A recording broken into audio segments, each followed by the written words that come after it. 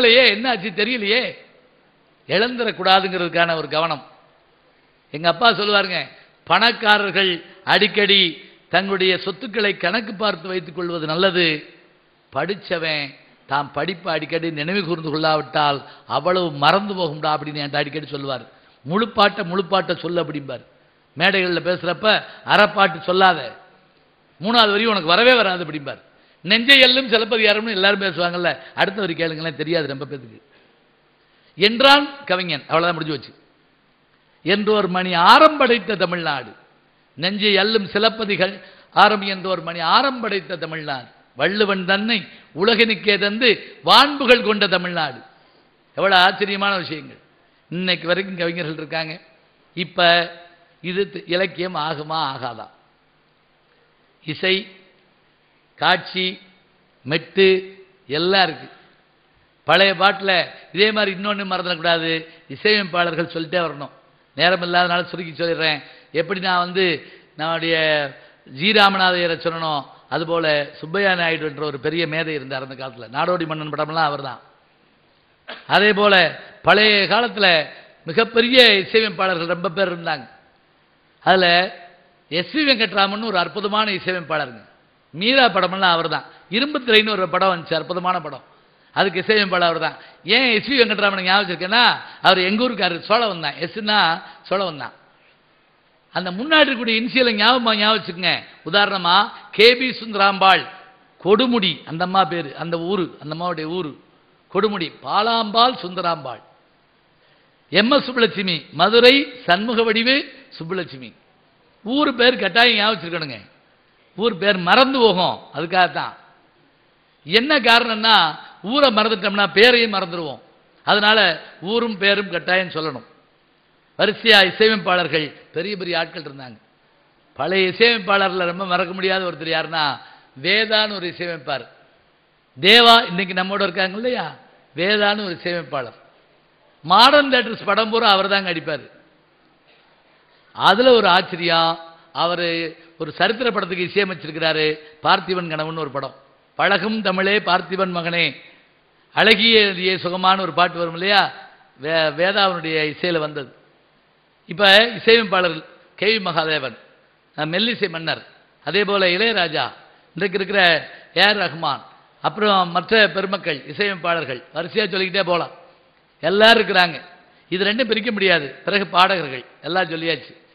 எல்லாம் காலங்காலமா இன்னும் சொல்லி முடிச்சிடறேன் நான்.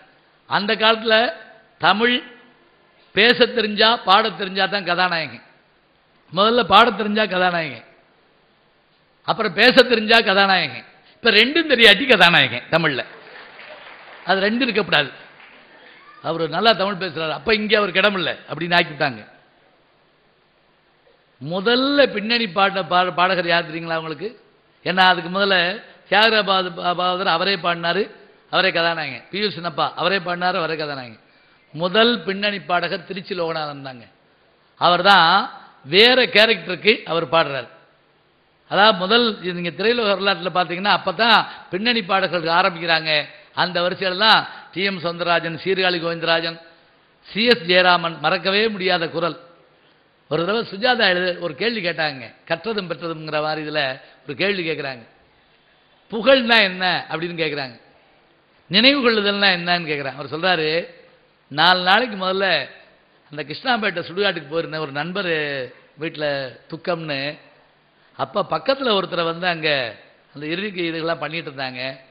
அப்போ 2 பேரும் உட்கார்ந்து அப்படி பீடியை சுண்டிக்கிட்டு, அது யார் தெரியுதா, குற்றம் புரிந்தவன் வாழ்க்கையில் நிம்மதி கொள்வது என்பது எது பாடினாரே சி.எஸ். ஜெயராமே அப்படின்னாராம்.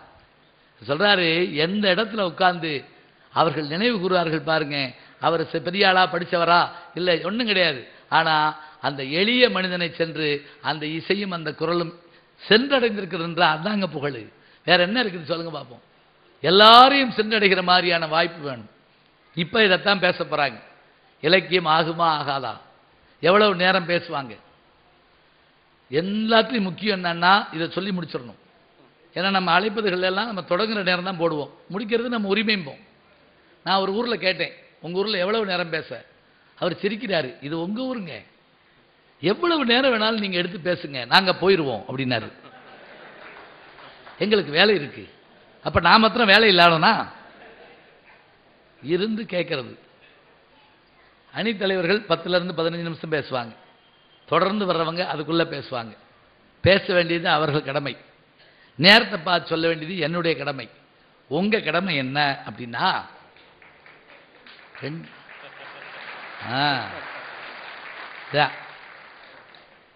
அது மட்டும் இல்ல, ஜிம்மி ஜிப் கேமரா உங்க முகத்தை நோக்கிலாம் வரும். கடு கடு கடுன்னு உட்கார்ந்துருக்கப்படாது. கொஞ்சம் சிரிச்சுக்கலாமோ அப்படின்லாம் பெருமையில யோசிப்போம். நீங்க இந்த போட்டோ வாங்கி பார்த்தோன்னே எப்படி பார்ப்போம்? கொஞ்சம் சிரிச்சிருக்கலாம், கொஞ்சம் கண்ணை மூடிவிட்டோமோ. எனக்கு போட்டோ எடுக்கிறப்பெல்லாம் அந்த கவலை இருக்கும். கண்ணை மூடிட்டோமோ அப்படின்னு யோசிச்சுக்கிட்டே இருப்போம். நல்லா உட்கார்ந்து அருமையா ரசிச்சு கேட்கலாம், சந்தோஷமா கேட்டு மகிழலாம். பேச வேண்டியது அவர்கள் கடமை, கைதட்ட வேண்டியது உங்க கடமை, நேரத்தை பார்த்து சொல்ல வேண்டியது என்னுடைய கடமை. ஒருவேளை நீங்க இடையில போகணும்னு நினைச்சீங்கன்னு வைங்களேன், அதுவும் தப்பு இல்லை. ஒரு 2 பேரா எனக்கு தெரியாம போங்க. ஏன்னா சில இடங்கள்ல 50 பேரா கிளம்புறது.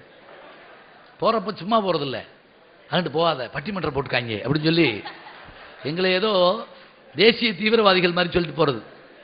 நல்லா உட்கார்ந்து அருமையா கேட்கணும். தொடங்கிடுச்சு பட்டிமன்றம். திரை இசை பாடல்கள் இலக்கியம் ஆகாது என்று பேசுவதற்காக நம்முடைய பேராசிரியர் சங்கர்ராம் அவர்களை அழைத்து என் முதல் சுற்று பேச்சை உங்களுடைய அனுமதியோடு நிறைவு செய்கிறேன். நன்றி, வணக்கம். தமிழே உயிரே வணக்கம். தமிழே உயிரே வணக்கம். தாய் பிள்ளை உறவம்மா உனக்கும் எனக்கும்.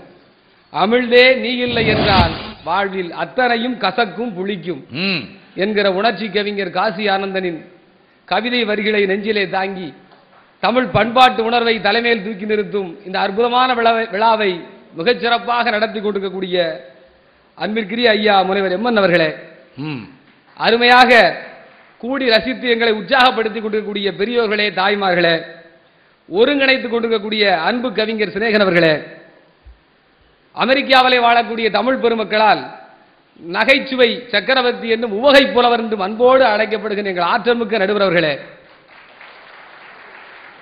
இந்த அமெரிக்காவில் எனக்கு கொடுத்த பட்டம் உவகை புலவர். தொல்காப்பியத்தில் வர்ற வார்த்தை அது. மதுரையில் ஒரு பட்டம் கொடுத்தாங்க, பெஸ்ட் ஹிலாரியஸ் ஸ்பீக்கர். எப்படி பாருங்க, அங்க தமிழ்ல கொடுத்தாங்க, இங்க இங்கிலீஷ்ல கொடுத்தாங்க. ஏன்னு ஒருத்தர் என்கிட்ட கேட்டாரு. அது நமக்கு புரியறதுக்காக, இது அவங்களுக்கு புரியறதுக்காக. வேற வழி என்ன? சங்கம் வளர்த்து தமிழ் இப்படி கொடுத்தா பேசுங்க. என்னோடு மேடையிலே அமர்ந்திருக்கின்ற இலக்கிய வழக்கறிஞர்களே, அனைவருக்கும் என்னுடைய பணிவான வணக்கத்தை கனிவோடு சமர்ப்பித்துக் கொள்கிறேன். நடுவர் அவர்களே, தமிழர் திருநாளிலே தமிழ் பண்பாட்டை சீரழிக்கக்கூடிய திரைப்பட பாடல்கள் குறித்து ஒரு அற்புதமான ஒரு தலைப்பை இன்றைக்கு வழங்கி இருக்கிறீர்கள். திரைப்பட பாடல்கள் இலக்கியம் ஆகுமா ஆகாதா? இலக்கியம் ஆகாதுன்னு சொல்லி வலிமையாக ஒரு சில கருத்துக்களை முன்வைக்க வந்திருக்கேன். இது நல்லது. என்னன்னா எதுக்கு பேசுறாருன்னு கடைசி வரைக்கும் தெரியாது, அவரே சொல்லிட்டாரு, அதுக்கு தான் பேசுறாரு. நீங்கள் அருமையாக எடுத்து சொன்னீர்கள். மகாகவி பாரதி சொன்னான், யாமறிந்த புலவரிலே கம்பனை போல், வள்ளுவர் போல், இளங்கோவை போல். இந்த 3 பேரை ரொம்ப தெளிவா முதல்ல சொன்னான். கல்வி சிறந்த தமிழ்நாடு எப்படி? புகழ் கம்பன் பிறந்த தமிழ்நாடு. அதனால நெஞ்சை அள்ளும் சிலப்பதிகாரம் என்று ஒவ்வொரு அடைமொழியும் கொடுப்பதற்கு காரணம் அந்த இலக்கியம் இன்று மட்டுமில்ல, இன்னும் எத்தனை லட்சம் ஆண்டுகளானாலும் இதயத்தை விட்டு அகலாமல் இருப்பதனால்தான். அதனாலதாங்க இலக்கியம்னு பேரு. வார வாரம் வந்துட்டு போனா அது இலக்கியம் இல்ல, அது அந்த வார பத்திரிகை, அவ்வளவுதான். 1330 திருக்குறளை எழுதிய திருவள்ளுவர் ஏதாவது பங்களாவுக்காக எழுதலவர். அதே மாதிரி சிலப்பதிகாரத்தை எழுதிய இளங்கோவடிகள் கெட்டுக்கெட்டாக பணம் சம்பாதிப்பதற்காக எழுதவில்லை. துறவி. ஆமா, ஒரு துறவி, சமண துறவியாக தன் வாழ்நாளை கழித்துக் கொண்டிருந்த இளங்கோவடிகள். யோசித்து பார்க்கலாம், இப்படி எத்தனை புலவர்களை நீங்கள் கற்பனை செய்து பார்த்தாலும் தங்கள் வாழ்க்கையை தமிழுக்கும் தமிழ் பண்பாட்டுக்கும் அர்ப்பணித்தவர்கள். ஆனா இன்னைக்கு இருக்கக்கூடிய திரைப்பட பாடலாசிரியர்கள் அப்படி இருக்காங்களா? சிநேகனை விட்டுறணும். அவர் நம்ம நண்பர்ல நாங்க எப்பவும் சில பேரை சொல்லிட்டு அது இந்த ஊர்ல கன்னியாகுமரிக்கு தெக்க அப்படின்னு சொல்லிடுவோம். அது கடல் தானே, அதனால ஒண்ணும் இல்ல. திரைப்படம் என்கிற கருவி வெள்ளைக்காரரால் கண்டுபிடிக்கப்பட்டு நம் நாட்டுக்கு அறிமுகப்படுத்தப்பட்டதற்கு பின்னாலே நம்முடைய